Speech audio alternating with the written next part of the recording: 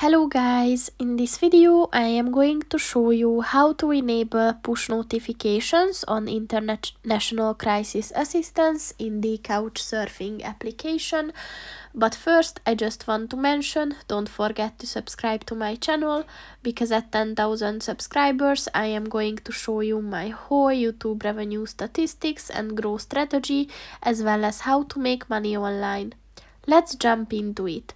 First of all, open the application on your phone and then click on the account button at the bottom of the page on the right. And then if you scroll down a bit, click on the notification settings button. And at the company announcements section, look for the international crisis assistance section.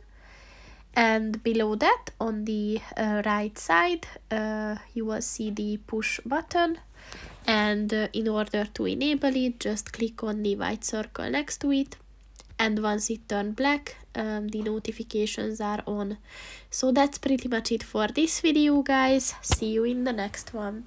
Goodbye.